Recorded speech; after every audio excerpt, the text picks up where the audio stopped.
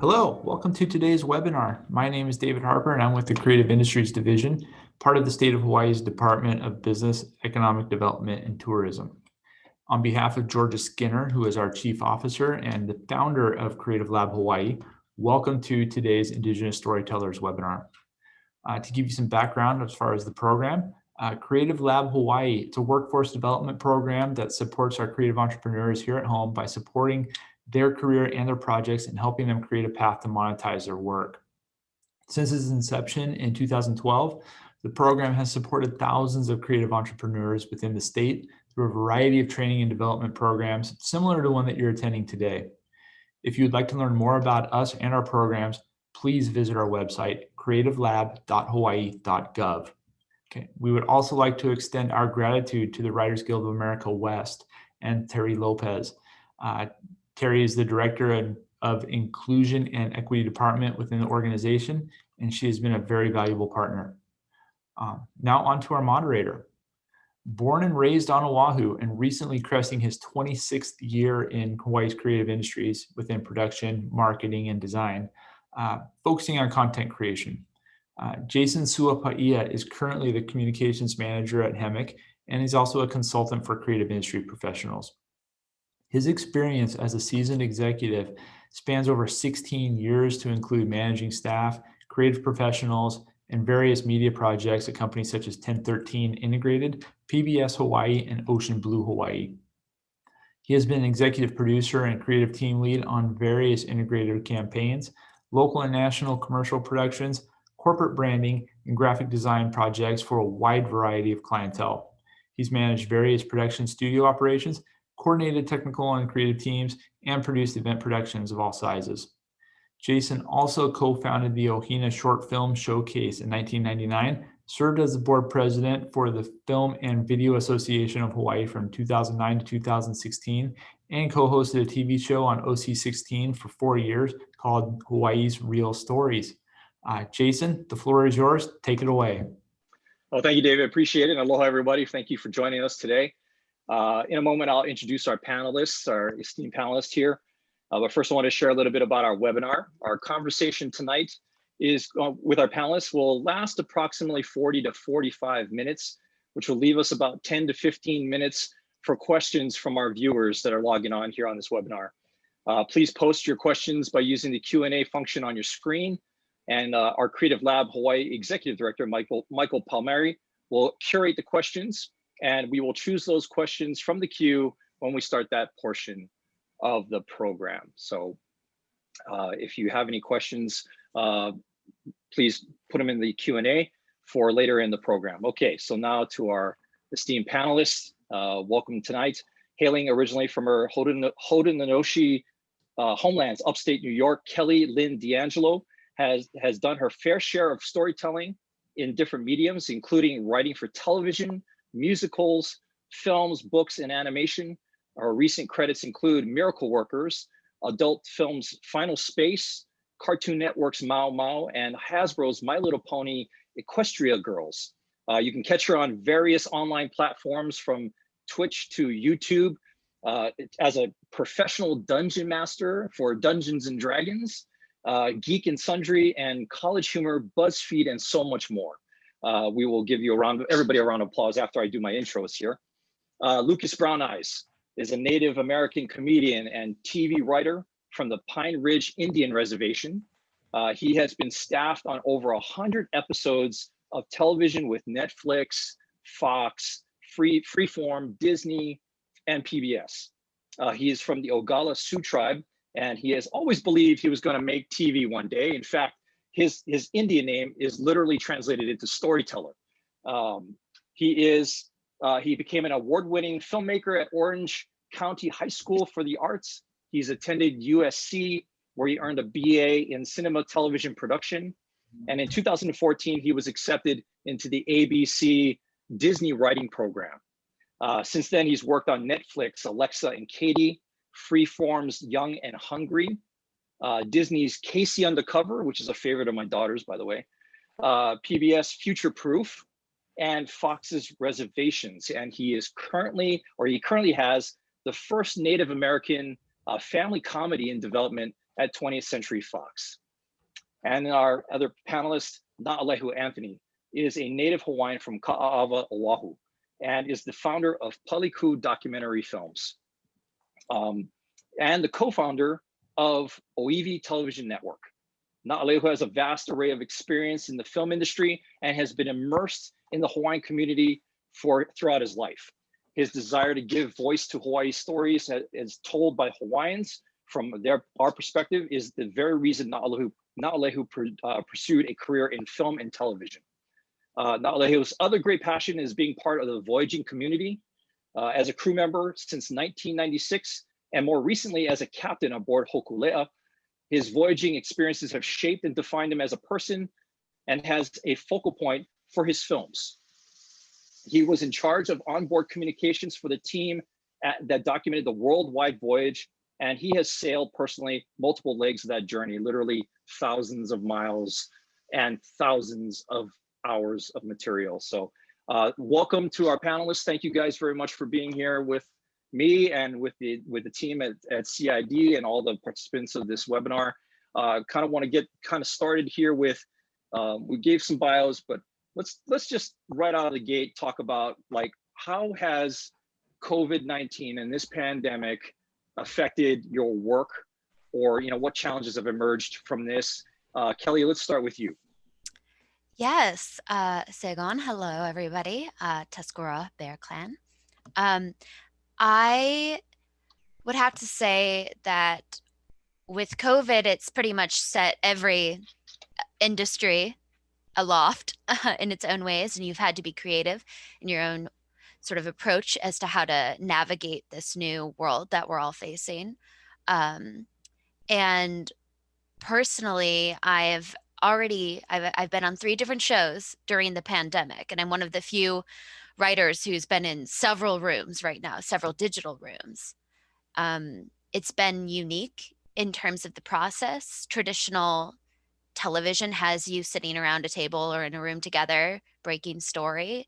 It's unique when you're dialing in with 8, 6, 4, 10 people, depending on how large the group is you're working with, and trying to put your minds together to tell one cohesive story.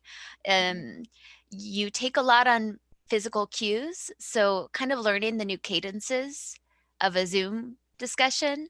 It has been unique, but also engaging and efficient, simply because when we dial in, we want to get down to the nitty-gritty as quickly as possible. We all know what it feels like, no doubt, to have Zoom fatigue if you're on calls a lot. So saving your connection to the real world outside of the computer has been something that we're all finding balance in. It has essentially from pre-production to final edit to putting it up on the screen, every element of the industry has been affected and changed because of it. Yeah. Let's go to Lucas. Lucas, what kind of challenges have emerged from you during this time? Like challenges and maybe even opportunities? Well, it's not great. Obviously, it's a terrible situation. But for me, lots of development, like a lot, like, so generally when you go and you take these development meetings and they want you to either help someone pitch or do your own pitch or take out property or whatever they want you to do, you set up a meeting with them, and then you go and you drive out there and it's like an hour, and literally it's like 4 hours out of your day, just to make sure that you have enough buffer and everything. Now it's an hour-long meeting. And I'm finding it's easier to get meetings because everyone does that. So now that those buffers kind of shrunk. So oddly enough, I mean, at least for me, it meant a lot of development meetings, like a lot. And that might be other reasons as well. But I actually find that right now, especially because there's a lot less rooms than there usually are. But their development process is still going. So for me on that part, it's been great. But the problem with development is it's so uncertain. And then you take these times and that's even more uncertainty. and no one kind of knows what's going on. Yeah. So like talk to someone in May, they had a completely different outlook than they did in August, and now it's drastically different. So that's my biggest, that's what I would say the biggest challenge is the uncertainty, because this is already an uncertain career. Yeah. So that just Definitely. compounds it. And it's not, the safety nets that were there, if there were any in this industry, are kind of rapidly fading away. And my biggest concern is less so for me and more for the industry as a whole, because I worry that people who haven't, who are just starting, who have been working for 10 years, but maybe haven't had that break. I'm worried that they might not be able to sustain it, because it's you know, you have to survive, you have to live, you have to function, and right now everyone's kind of struggling for that. So that's mine's more of an overall fear for I'm worried that only wealthy people will be able to kind of stay in there. But that's just that's my biggest fear. Yeah. Awesome. Lehu, question that has come up is have you pivoted in any way during this time frame, and how's that worked for you? If you yeah, we've had to GB, thanks for your question. We've pivoted a bunch of different ways. When we got into COVID and production shut down, we had to figure out how to cancel stuff like the Merry Monarch. We had to figure out how to redo Song Contest. It was the 100th anniversary of Song Contest, and we had to figure out how to put that on TV, and just come up with really creative ways to do things that we would have done live. And now I hear what Lucas is saying, what might be left of the creative industry is going to be certainly very different. And so we're right now in conversations with, projects that we would have taken as live events, and looking at how it is that we can still convert them and still do them, even with the uncertainty of where the pandemic may be in, 2 and 3 and 4 and 7 months. So it's totally transformed the way we do production. It's some good practice. We took on a couple of jobs where we had a max capacity of people in the room of like 5 and 6, and and that's with talent. And so you're stuck with two people having to run 3 cameras and 3 mics and all that, just trying to figure it out. So yeah, lots of changes. I will say the hope I have, because it's not all bad. Like I said, development is it seems to be going even faster. But the biggest hope, and this is what I really hope happens, is that Zoom stays. I know everyone hates it, but it's actually great because it prevents the gatekeeping of having to be in the room. And there are many people who just don't live in the area, or maybe are, have a disability that prevents them from showing up. So like, I hope that Zoom stays. I hope that everything gets back to normal and better, but we keep this, because I think it will open up a lot of, it'll remove a big portion of the gatekeeping, because you don't have to be in LA. You don't have to show up and meet someone in person to pitch them a really great idea. So I do hope that this stays, because it does help. And that's the biggest hope I have, is that maybe now people from who don't traditionally have the opportunities will get them. I'm with you on that, Lucas. I hope this kind of sticks around, because there's a lot of benefits to that, for sure. Let's take a step back and talk about, let's go back to some origin stories. I got some questions here that maybe we can, I know there's some people on this webinar that might be interested a little bit about where you got started. So Kelly, let's wrap around back to you. And can you tell us a little about when you decided, I'm going to be a television writer, and where you got that from, and what got you start there in the writing aspect? Yes. So I am from upstate New York. The whole family's from the border, from Buffalo area. I grew up in Rochester, about an hour away. I went to Syracuse University, another hour away. Nobody goes more than an hour away, and even an hour at that is, not down the street, so not quite as close as you would expect. And growing up in a small town, a small community with a close family, really led to you kind of only understanding TV and film as something to consume. Now, thanks to social media, of course, people understand it's a job and there is an industry. But when I was growing up, I had no idea that this was a profession that one could pursue. But I did know I loved storytelling, and I latched on to it anytime I could. So growing up, I found a lot of my creative spirit in dance and song and in stories, and I would get completely enveloped and immersed in them. That led me to wanting to exercise it more and more on local stages, because that's something that I could go to and sit down and watch and understand and see all the working pieces. It wasn't until I went through a lot of passion for stage and musicals that something kind of clicked in me, when, I kid you not, YouTube came out. YouTube became a thing, and I put up one bad video that I shot on a horrible camera with me and two friends who I begged to play with me, because I never let go of the play that I held on to as a child. And about 1,000 people watched it, 1,000 strangers. And that was enough. Those 1,000 views on YouTube for me to say, maybe I can do this. I put my mind to getting myself to university and getting a full ride. It was I was deliberately trying to make that happen, since financially the family just didn't have the assets. And when I went into college, I originally had totally different majors, found out people around me were studying television and film. And I said, I have a video on YouTube that has 1,000 views. I can do that. If anybody can do it, I can, right? If that's a job, I'm going to pursue it. I'm going to try. And I leapt into it with reckless abandon. All of that creative energy, all of that hope and desire to place myself into the world, in a world I didn't see myself, which was on television screens. I didn't see anyone like me. I didn't see my stories being told. And I was constantly told, well, you can't perform because you're this, or you look this way, or you don't have the traditional roadmap. And I said, well, I'll create it for somebody else, then I'll create it for a younger version of me.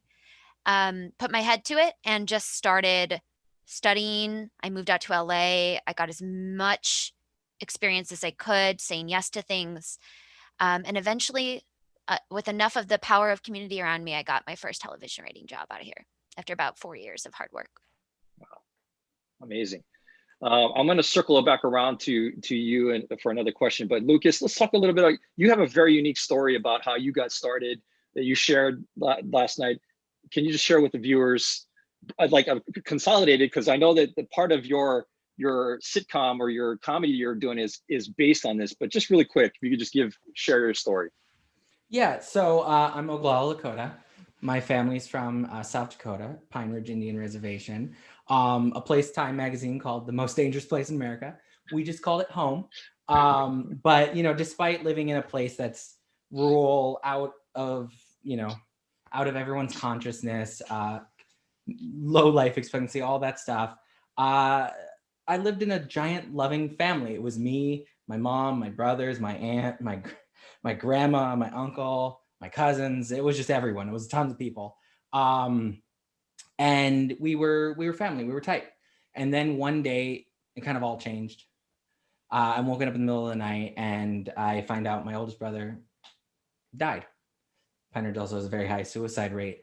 And after that, my family kind of crumbled. It actually just dwindled down to just me and my mom, and we were living in someone's basement, and she knew she had to do something drastic. So she turned to me and she goes, if we could go anywhere and start over, where would it be?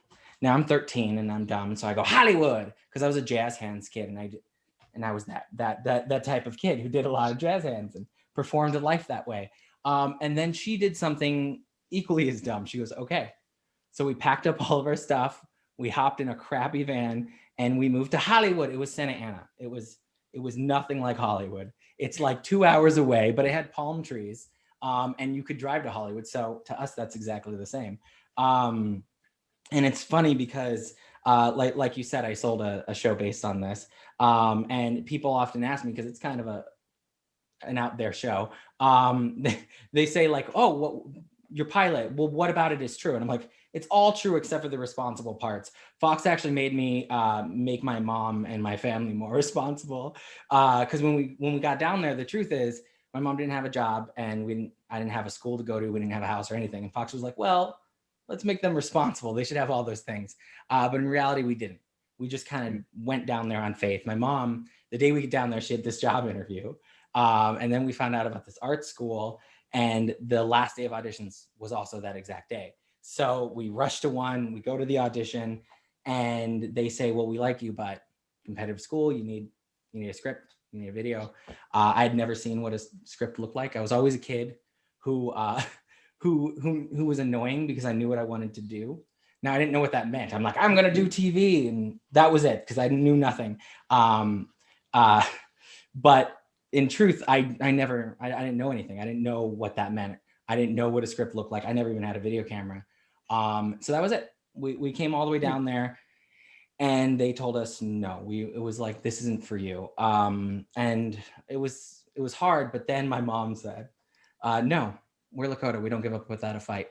So she actually took me to a library. I researched how to write a script, wrote one super quick. Don't know how. Can't do that now. And then my mom went to a pawn shop and started pawning all of her jewelry to get me a video camera. I shot a video, got it in the same night. And by some miracle, probably a little bit of pity, I got into the art school. My mom got the job. And that in itself would be kind of cool and serendipitous.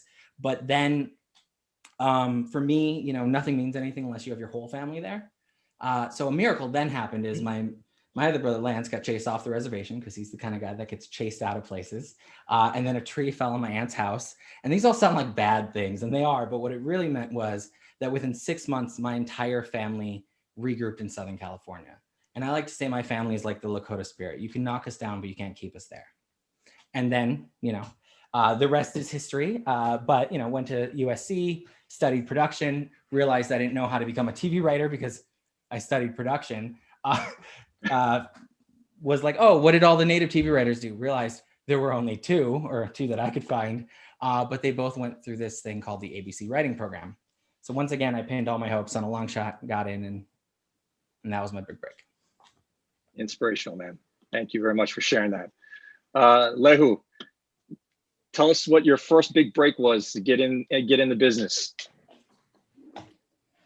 Well, we were on a call last night preparing for this, and I think the biggest break that I had was, and this is the truth, is I walked into Jason Suapaia's office and asked if I could rent some space in his office. I'm serious, and set up shop over at what was then Pacific Focus. And really, I think what that did at the time was just it legitimized me, and the important thing is that it got me around a lot of people who were interested in production, and it allowed us to work on projects together. It allowed us to there was a graphics guy down the hall. There were a whole bunch of shooters in the shop, and it got us working together, and it got us moving in.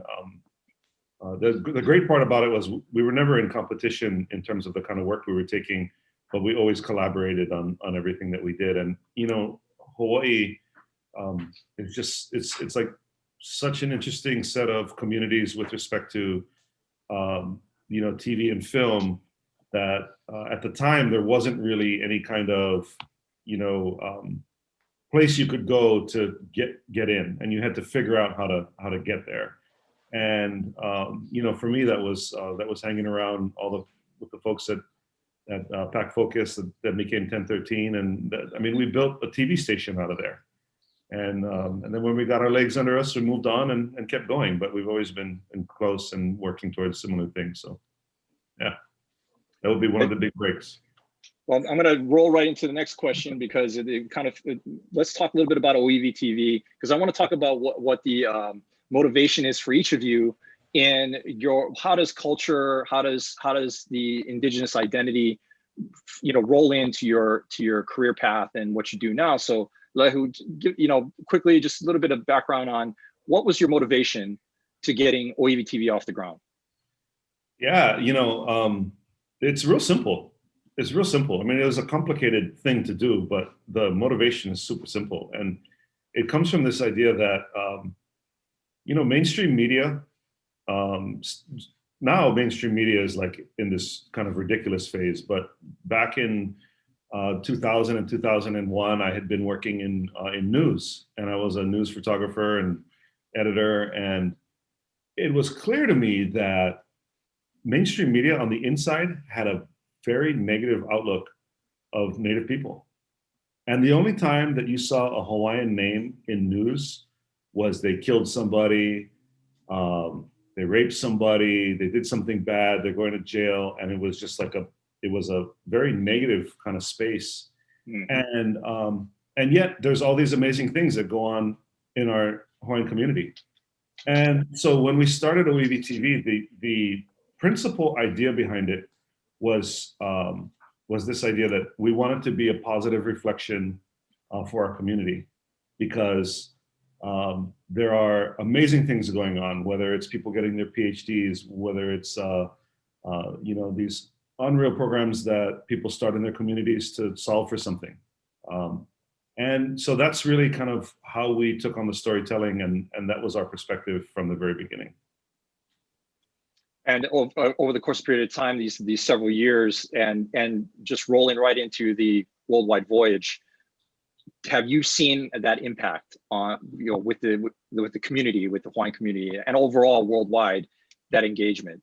Yeah, I mean, I hear Kelly and Lucas talk about, kind of carving out these paths that maybe people from their community hadn't done yet. And that's exactly right. I mean, we did Hawaiian language television in partnership with Hawaii News Now. We did 1,000 news stories over 3 years. And now you have kids coming up saying, oh, they want to be the presenter in Hawaiian on the news. It's like we have fundamentally shifted what is acceptable for a bunch of Hawaiian kids, right? And those stories, when you hear about them in either in Indian country or with some of our Polynesian cousins in other production applications, that sometimes we're the first ones down these roads, but what we've done is we've cut this trail that now people can come along on. And that's, what Kelly said really resonates with me as well. Is like, that's really important for us to be able to do because now that pathway is open. Mm. And certainly, the 10 years that we spent building OEV TV was well worth it, because our ability to shine a bright light on things that media would never even considered covering meant that we were telling stories in and around communities that could now point back to it and say, yeah, we're doing some good work, and that bright light is shining in from the outside as well. And certainly the crowning achievement of that was being the media partner for the Worldwide Voyage, and being able to shoot thousands of pieces of media around the voyage, and seeing this voyaging canoe sail without instrument to other Native cultures, and what that interaction looked like. And really, I think the biggest kind of principle that comes from that, and it comes from a night like this as well, is that we can actually look to how we're more similar than we are different. And that right there is an important piece of the puzzle as to how we move forward into the future. Awesome, thank you, man. Kelly, can you talk a little bit about how culture has been your background, beneficial, maybe times challenging, and maybe what you had to do to focus to get you to where you're at right now? Yeah, so my story is unique. Every person and their path towards their career trajectory and their life experience is unique. My mother grew up on the res. I didn't. I grew up adjacent to it. I went to powwows. I had family there still on it. It's just, it was a lot of my identity came from my curiosity and me asking my family, why are you pretending like you're white people when we're like all hanging out and just eating food all the time and just having fun on the farms? And like my curiosity came from not understanding why we were so poor, or why education was so bad, or why we didn't have like certain family didn't have running water. I was really confused about it all, because to my understanding, like we still existed, yet I went to a school and our mascot was the Indians. And I was confused about the dynamicism growing up, and I wanted to poke holes in the world as a smart young girl asking a lot of questions. Now, that doesn't necessarily get you a lot of friends in any compartment, whether it be family or from outside worlds. So I was a bit of a lone wolf in a good way, where just like Nalehu, I don't want to say his your name wrong. I'm trying to be just call him as Lehu. respectful. Lehu, love it. But just like you were saying, it was like you have to carve out your own paths. And I think that that's the most powerful thing about how my experience has been. It has been sort of carrying this flag forward, this banner forward of always listening to my inner spirit and the ancestors that guide me. And unapologetically so, to the point that I went to college and pursued Native studies too, because I'm trying to pick up the pieces, finding out that I have cousins sitting in classroom with me, finding out that the teachers related to me, like these beautiful pieces of who and what I was, and me trying to educate my family and bring them and elevate them and have them celebrate who they were instead of hiding it in shame. It was always something I wanted to carry. And just like you were saying, Jason, there was so much tragedy. There's so much pain with my family. It's incredible, the things that we've had to overcome and experience, the fact that many of them are still alive and what they've gone through. And I was tired of the sob story. I was tired of it. I said, we are funny. We are silly. We are magical. We are all of the things that sparkle power should be, right? We are made of stardust. Like, let me take that infectious optimism that seems to be buried so deep within our souls, and let me latch on to each one of us and rope it in with, my fishing line and pull it out of us and then make it into stories, which is why all of my stories are so whimsical. So I like to put us in the context of the present and of the imaginative of the imagination. We can and should exist within fantasy worlds. We should be in sci-fis. We should be in every comedy. That for me has been my identity, is incredibly adjacent to everything that I do and I create, because all of my power comes from it. So I hope that answers that question. Oh, yeah, no, totally. Very inspirational. Thank you, Kelly.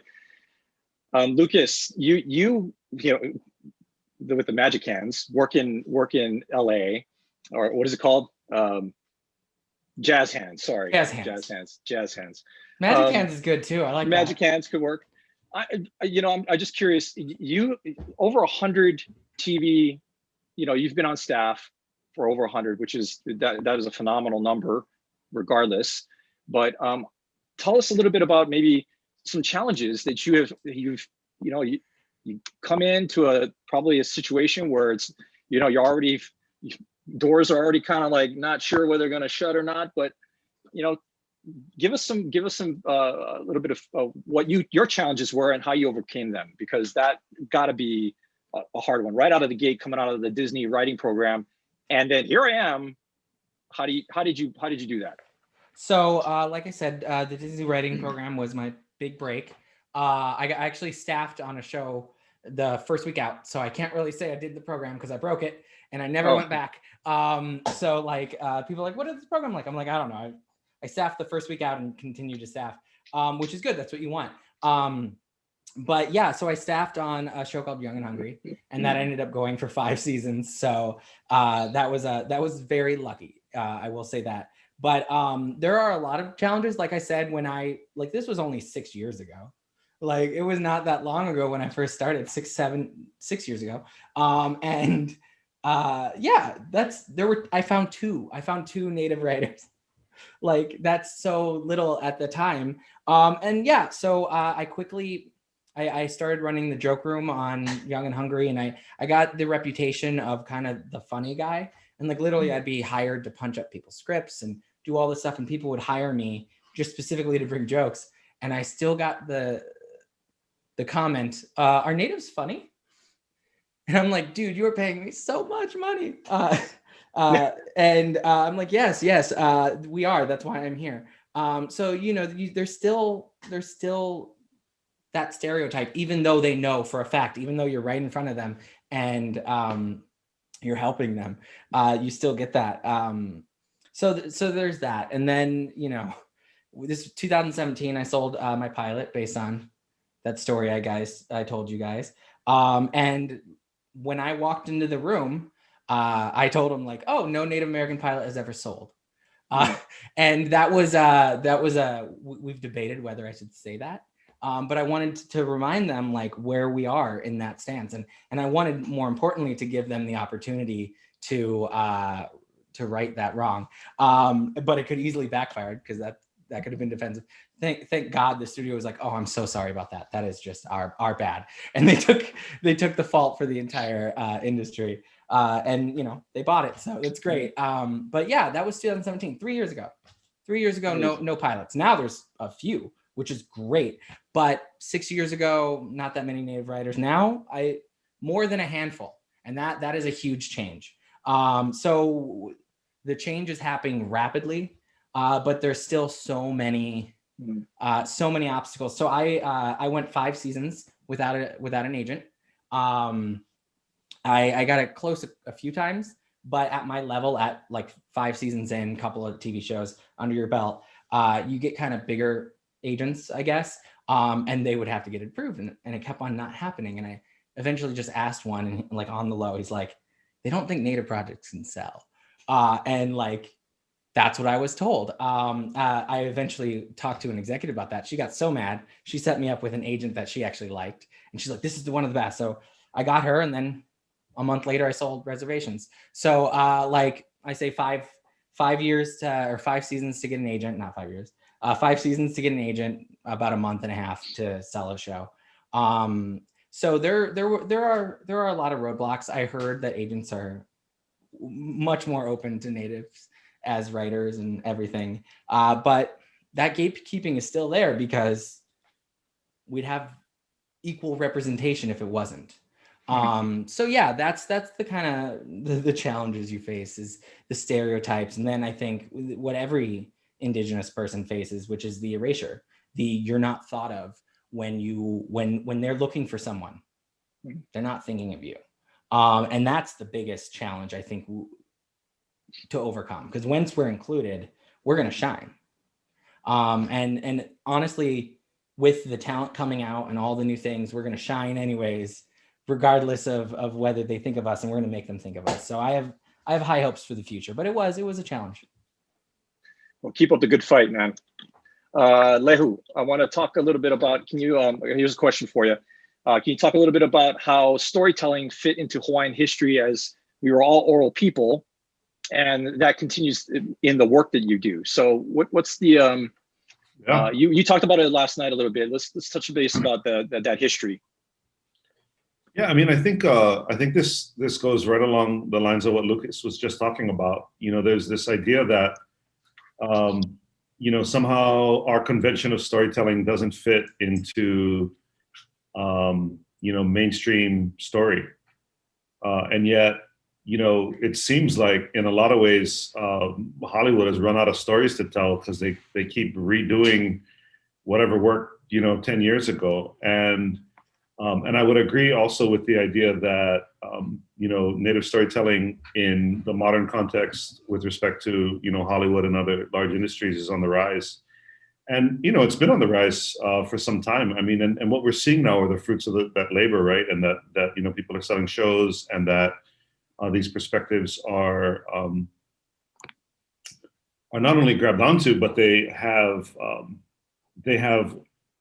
large appeal outside of, you know, Native communities. And that's been a huge hurdle to get over, right? And I think with respect to, you know, where we are as Hawaiians or as Polynesians, it's really leaning on the idea that some of these stories are still very, very compelling in the format that they're in. I mean, so not only were, you know, Hawaiians oral people, and that these stories resonated and passed on for generation after generation until today, but also that some of those stories that we can reach back to and grab onto have value in how we perceive our reality today. That really embedded in the language and embedded in the cultural practices are the the elements that are necessary for us as the people of island Earth to be able to persist and move forward with. And that's really, to me, is like the danger of discounting Native intelligence and certainly not valuing Native languages, because embedded in all of that are the values that will allow us to figure out how to move forward past COVID, past global warming, past the raping and pillaging of this planet, to come to a place where we have the ability to once again persist and live in harmony. That's embedded in Native culture, and we need that into the future. Well said. Thank you, Leo. Kelly, we're running out of time, so I want to just kind of speed dial here a little bit, because we're, oddly enough, 45 minutes went by really quick. But Kelly, can you tell us, what is one key piece of advice you give to someone as they navigate trying to tell their story? Can you tell us what kind of piece of advice you would give? Yes. Stay true and authentic to the story you're telling. That's hard to hear, but whatever you're trying to tell, you are gifted that story, and that is for you to tell. And you need to remember to always hold on to the truth of what you're trying to tell, and that's hard. But keep listening to your inner voice, because truly it's coming from within you and outward. And anytime the outside forces that be are trying to cut that off at the legs, that's where you might lose your way or lose the heart of what you're trying to say. So please always stay true to what you're trying to do. If you, for example, I will say my musical, I have broken every single traditional mode of trying to approach Broadway. I have. And it's been harder than anything I can try to articulate, but by gosh, like, I have been so authentic to the truth of what I'm trying to tell. It's not easy, but do it. So that's my word of advice. Awesome. I love it. Lucas, can you tell us, what do you look for when you're choosing what to work on? I mean, do you purposely look for, things that wrap around your culture, what do you look for when you want to work on a project? Now that you've got some experience behind you, and do you have a certain way you're looking for something like that? Yeah, the best story that I want to tell. Just tell stories you're interested in. There are too many ways that this world can fail you, and there's too many ways that you can fail for you to do a story that you don't like just because you think it's expected, or blah blah blah, or whatever. Tell the story you want to tell, because if you're doing it out of your passion, it's going to be better. It's going to come off that better. It will sell better, more likely. But most importantly, it will have been worth the journey, because ultimately, what are we doing? Like, you can do anything you want. And there are much easier fields. There are much safer fields. There are fields with job security. This isn't one of those.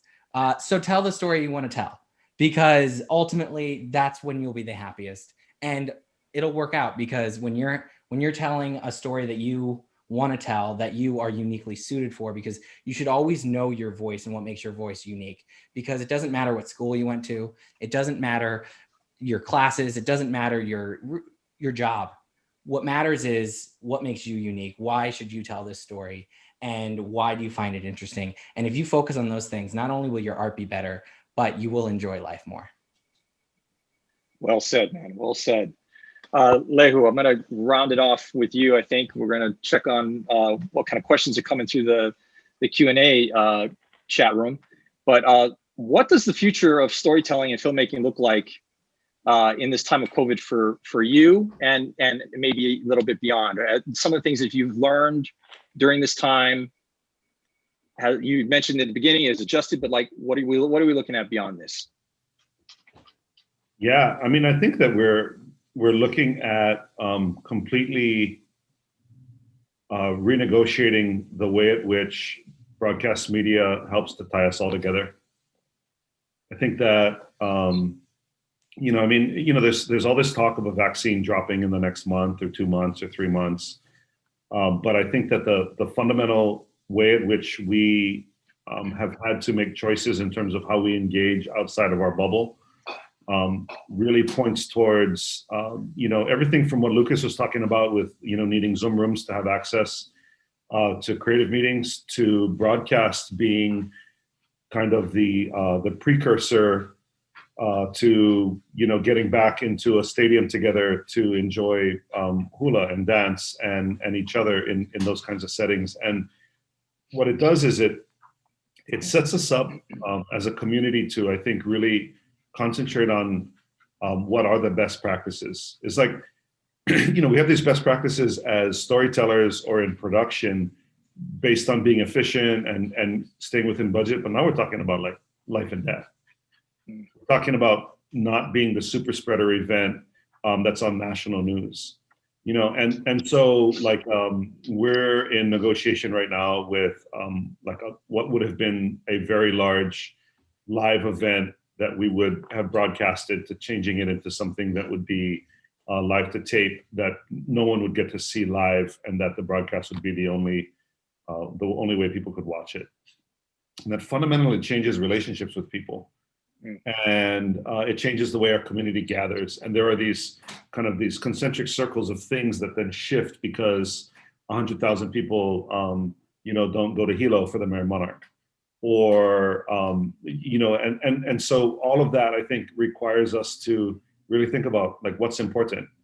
And that as much as this weekend for you folks is about talking about broadcast and storytelling and different ways in which you get your message out, it's like, to me, it's like, once again, the storytelling piece becomes a tool. Well, what are we really trying to do? We're trying to make sure that we have continuity of culture. We're trying to make sure that we have continuity of language. And now more than ever, we're going to need the technological tools to be able to do so. Amen. All right, Michael's going to come on, and we're going to start the Q&A portion with the viewers. Thank you, the three of you. We're going to now take some questions from the gallery. Michael? Great. Aloha, everyone. Thank you so much for the great work. And the first question, I'm going to synthesize it, which is, what is your point of view, or how would you define Indigenous content creation? And what are the nuances that distinguish you as an Indigenous storyteller?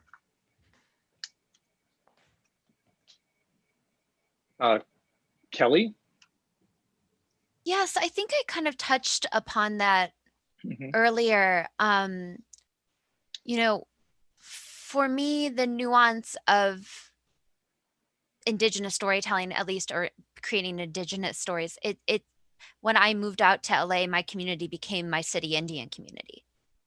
And we leaned on each other, and we have risen together.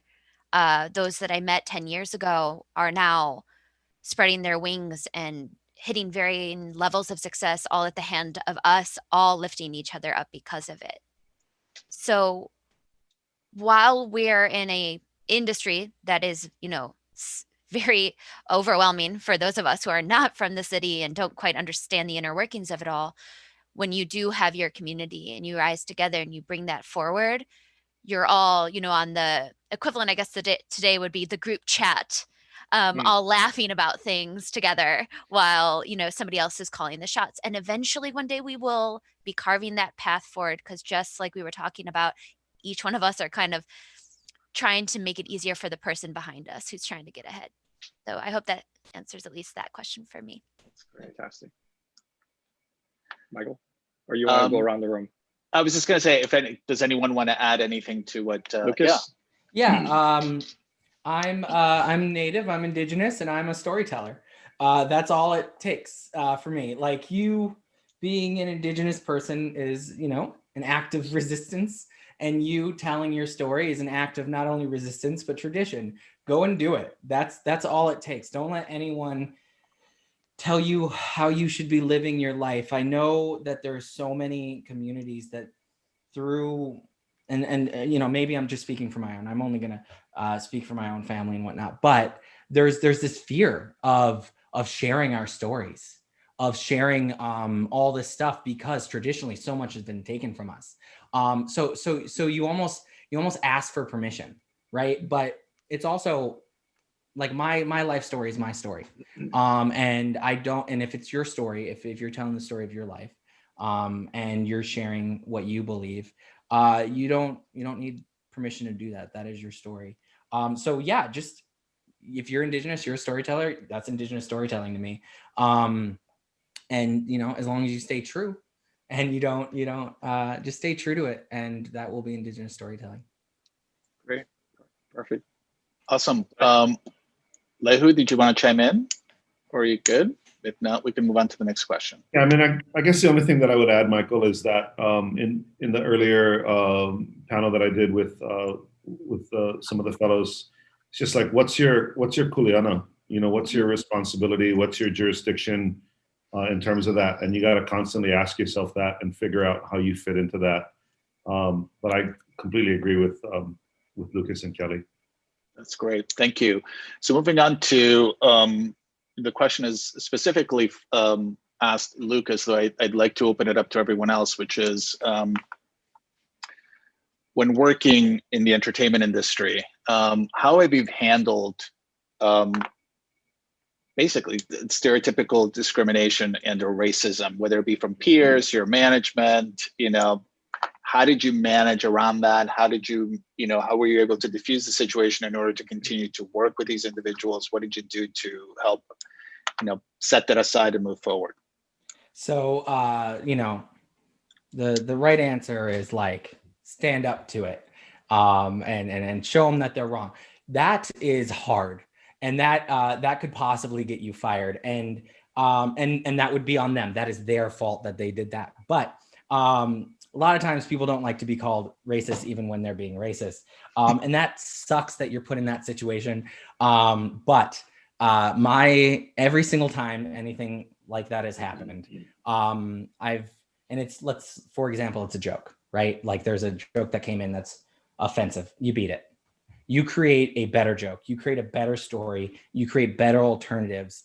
And if you're able to outperform it, if you're able to do better, specifically when you're working for someone, they will choose that. And that is possibly the easiest way to save you, because you working, like realistically, you can't change the world overnight. So you have to stay in this industry long enough to do it. So sometimes that means you can't call someone racist when you want to call them racist. But you can always beat something. You can always work harder, and you can always redo it. And whenever anything like that comes up, I try to beat it. I try to just be better than it. And usually it works. Got it. Kelly, you're giggling. Really? Oh my gosh. Yeah. Like I can speak to that. Lucas is 100% correct in his approach, and you should listen to everything he said. I am laughing because in my experiences, a lot of things I had to sit by and watch. And until I was in a place of enough of a position that I felt comfortable enough to step in and know that if I lost the job, it's their loss, because I have 3 other people waiting for me to lose this job anyway.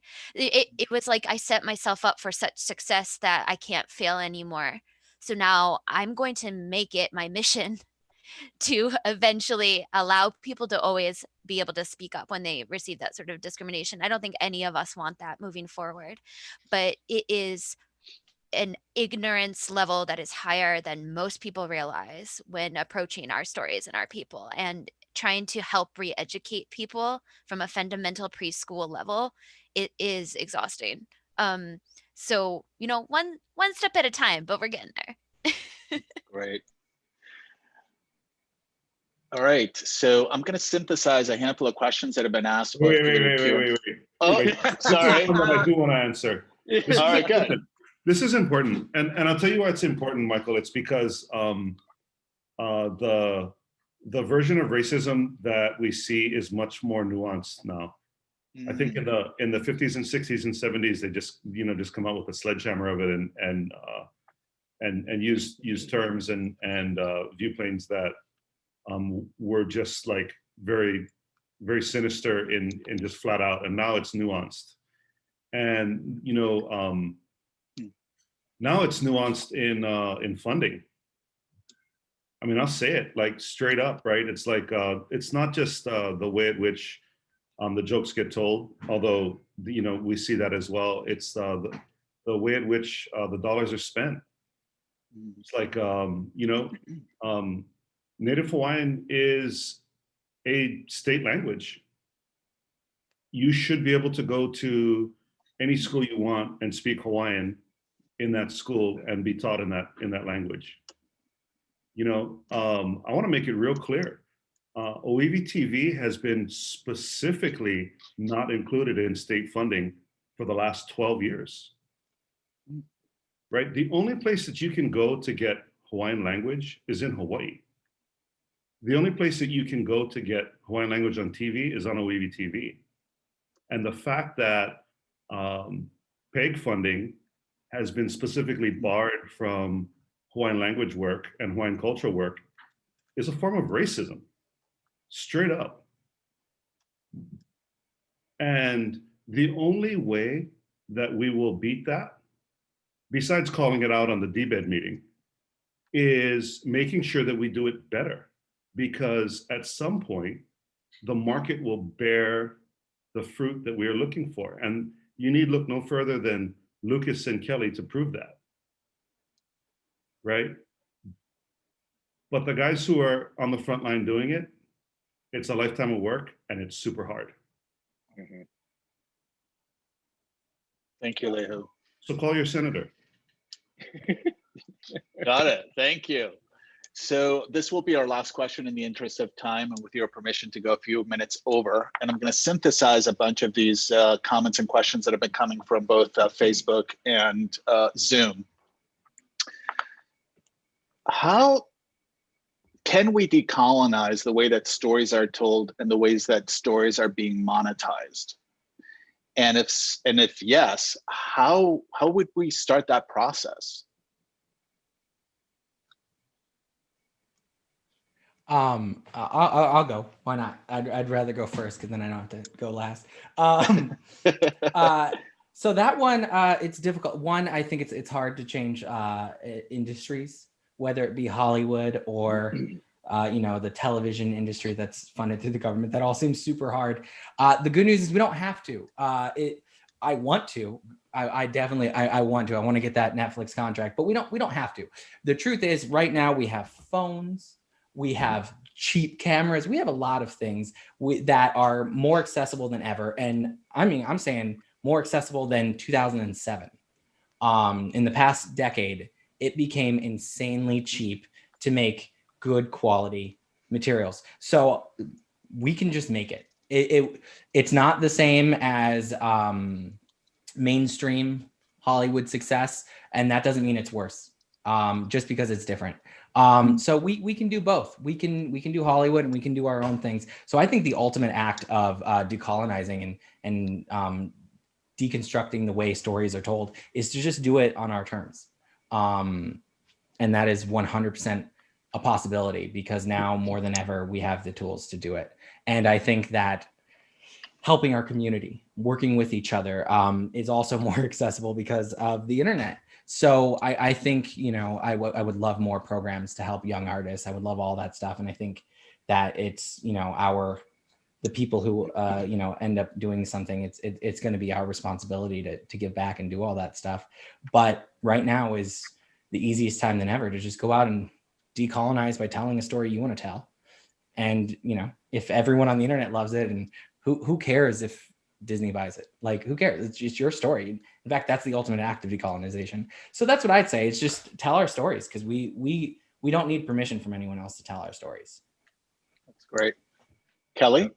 Yes, I was gonna say that's perfect. We don't need permission from anyone else to tell our stories. And I like to pick and choose my battles, because I'm learning this more and more as somebody who wants to change everything and wants to fix or help contribute or give my energy and my love to everything.